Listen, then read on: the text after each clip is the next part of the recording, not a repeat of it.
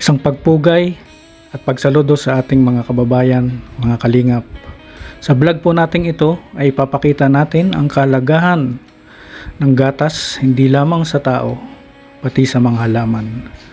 Ito po ay maganda sa halaman na nagbibigay kintab sa kanilang mga dahon at nagdadagdag pangangailangan ng sustansya sa kanilang pang-araw-araw na buhay para ring tao. Tunghayan niyo po ang ating vlog.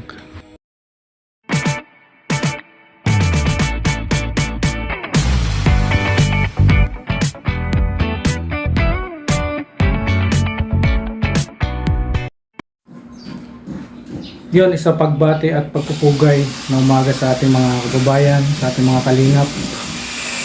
Magandang umaga po. Ngayon pong umaga ay mag-update tayo dito sa ating dream house. Yung ginagawa natin tuwing umaga, ano po.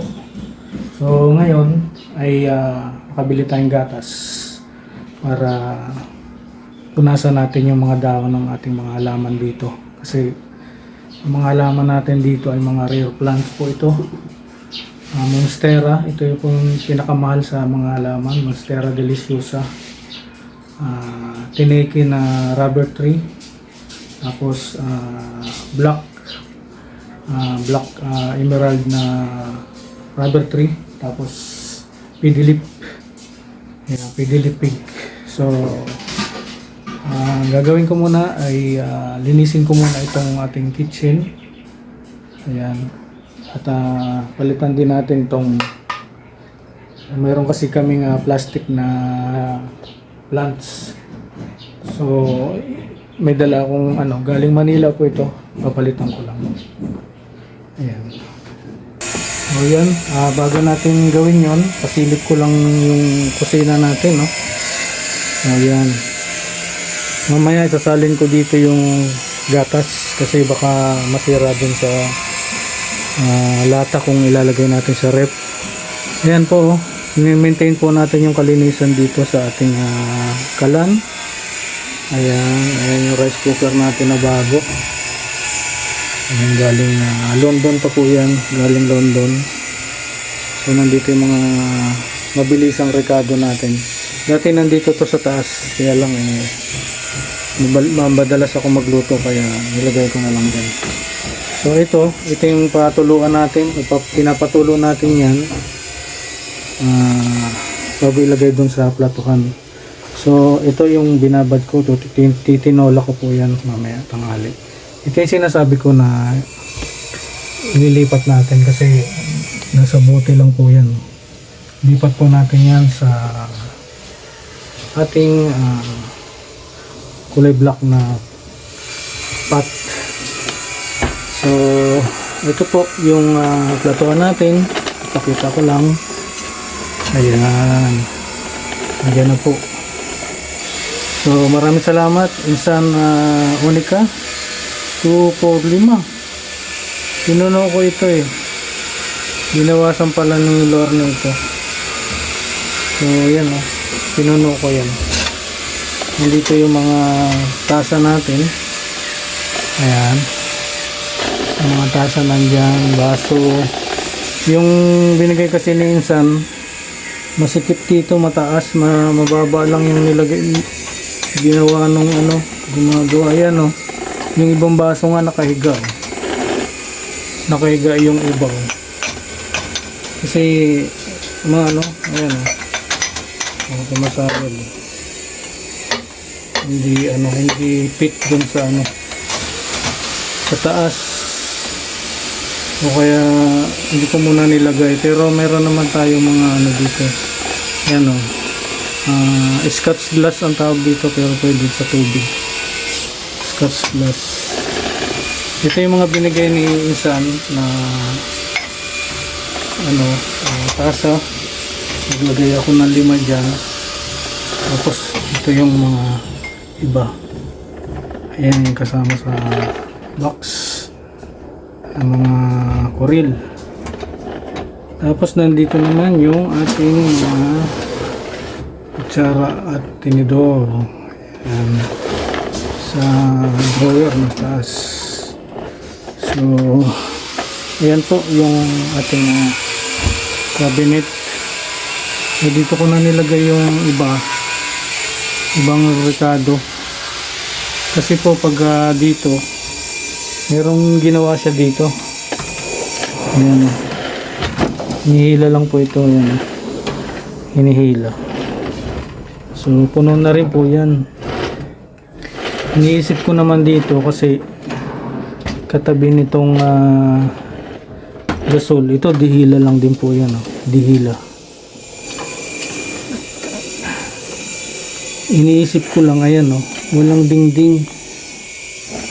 Walang dingding. Baka makontaminate yung mga rekado. Kaya, nilagay ko sa taas. Kahit pa paano, may singaw na mga konti-konti yan. Yung mga ganyan. Kasi madadaya yung mga manufacturer niyan. Hindi nga naman sila ibenta ng mabilis kung walang singaw yung kanilang tangke. Ganyan po dito sa Pilipinas. So, ayan. Yan na po natin to. Balikan na po natin. Ano lang naman po ito? Plastic. Kaya lang parang bagay ito dito. Yan. Yan.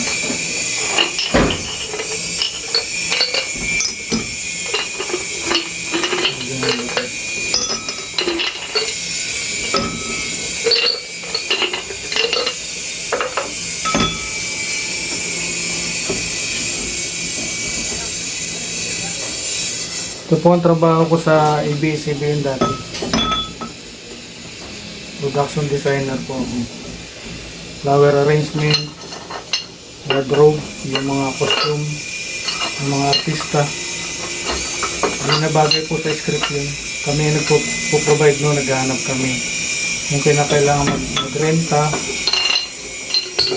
Ang script ay 1970s. Naghahanap kami ng 1970s na gamit. Kami pinapatuot namin.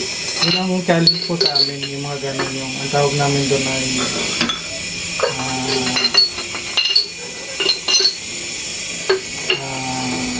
retro. Tawag po namin doon ay yung kumbaga babalik mo yung usok ng una.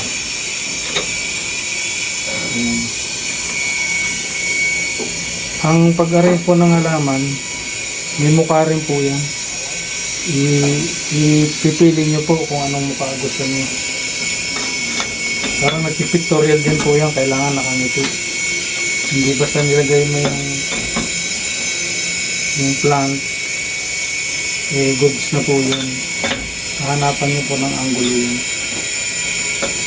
Tulad yan. Yan, tulad ng ganyan. I-arrange nyo pa po yan. Hindi basta pag nilagay nyo, iwanan nyo na.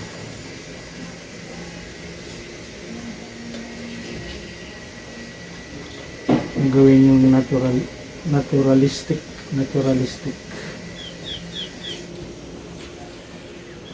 Yan. So tingin ko okay na yan.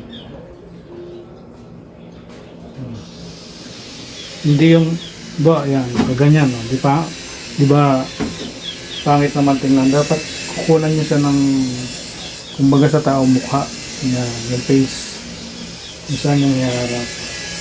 Yan. Tapos lagyan na po natin yan dito.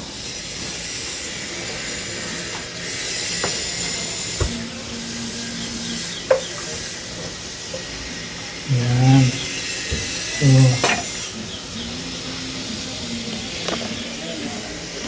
yan. So ito po. Yan na po. Yan. Ito may plano po tayong palitan to. Itong patuluan po. After na tumulo dyan, ilalagay natin dito sa cabinet sa baba. Plano natin palitan to. Tapos yan yung lagayan ng toothbrush. Lalagay natin yan sa CR. So, ayan. At siyempre, kailangan alaga ito sa punas. Kaya ganyan ako eh. Pag nagluto ako, laging may basahan po yan. Ayan. Tapos ito, papamigay na natin to. Dyan muna. So, ayun, magano na tayo ng ating halaman. Lalagay na tayo ng ayan ang pidili. Ayan ang pidili po. Ayan. Lalagay na po tayo ng gatas. Ito yung monstera. Yan po yung monstera. So, para po, samahan nyo ako at lagyan natin sa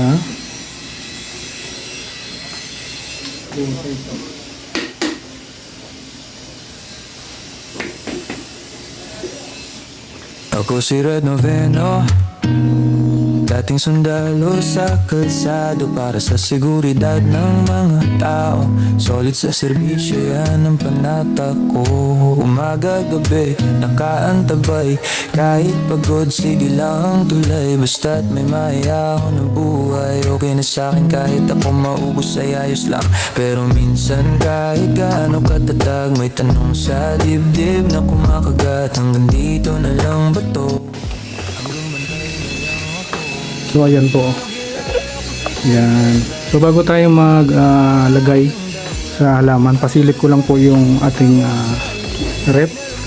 Dahil pinuno ko ito ng Insan Orica. So ayan oh, puno pa po yan. May mga inasal po dyan. Ayan oh. May mga mixed fruits, mixed vegetable. Ito yung paborito ko. Ito pala. Ito yung paborito ko. Ramen. Nagpapakulo lang po ako ng cup noodles. Sinasabay ko na to. Yan. Isa na nga lang eh. Ano po yan? 4 yata yan. Naubos ko na. So yan po yung ating freezer. Yan. Salamat po sa pagbigay nitong rep kay Ma'am Nami. Yan. Ito po yung baba. Ito po yung baba. Yan. At siyempre ang cabinet na ano natin ay yan, nandiyan yung mga gamit na binigay ni Insan Orica. Pasilip natin yan. Yung iba ayan, ayan, ayan. Ito. Yan yung iba. Salamat ulit ang Insan Orica. Ayan yung iba nandito. Ayan. So, ayan. Kompleto tayo sa gamit. Yan po yung kusina natin. No? Pasilip lang po. Yan, lagi nakaabang kasi yung basahan yan. So, lipat na po tayo dito sa paglalagay ko ng gatas.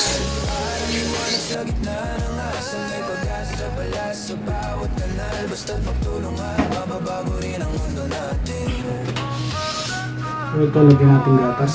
Ito po yung gatas.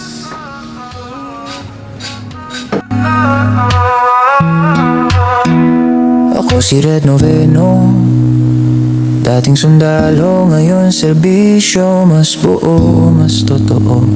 Salamat sa gabay na ipinayo sa taong ng palawak ng pangarap ko.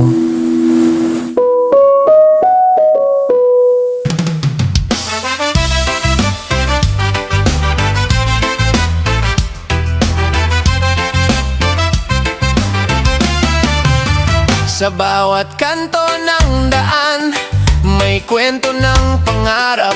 Mga matang napagod na sa hirap na di malusaw. May batang nakangiti kahit kumakalamang tiyan. May nang lumalaban pa kahit mundo'y mabigat na naman. At sa likod ng kamera may pusong nagmamahal. Hindi para sumikat lang kundi tunay na magtaguyod at magmahal. Ako si Red Noveno, handang tumulong, maglingkod sa tao. Boses ng walang boses, kasama sa bawat pagsubok. Sabay-sabay tayong hahakbang, hawak kamay magtutulungan. Dahil panata ng puso ko't isipan, walang maiiwan sa laylayan ng lipunan. Hindi hadlang ang kahirapan para magmahal. Sa munting paraan may pag-asang magagalaw. Konting tulong, konting oras, malaking pagbabago. Kapag nagkaisa tayo, sisikat muli ang araw na bago. Hindi ito palabas lang, bawat luha ay totoo. Bawat ngiti na makikita, Diyos ang nagdudugtong nito. Ako si Red Noveno, handang tumulong, maglingkod sa tao. Boses ng walang boses, kasama sa bawat pagsubo. Sabay-sabay tayong hahakbang, hawak kamay magtutulungan. Dahil panata ng puso ko't isipan, walang maiwan sa laylayan ng lipunan. Kung saan may sakit, doon tayo tutungo. Kung saan may dilim, doon tayo magsisindi ng liwanag ito. Hindi man perpekto, puso'y buo sa pangako. Lagi mong kasama, kaagapay mo ako. Ako si Red Noveno, hindi ka nag-iisa rito. Para sa masa, para sa tao, para sa pusong totoo. Hanggang sa dulo, kapit lang, may pag-asa pang sumisigaw. Hangad ko sa bawat araw na dadaan, walang maiiwan sa laylayan ng lipunan. Ako si Red Noveno, walang maiiwan sa laylayan ng lipunan. So yun po muna yung update natin dito sa ating dream house. Ayan yung ginagawa po natin dito. So maraming salamat po sa pagsama. Spread love po sa lahat. God bless. Bye bye.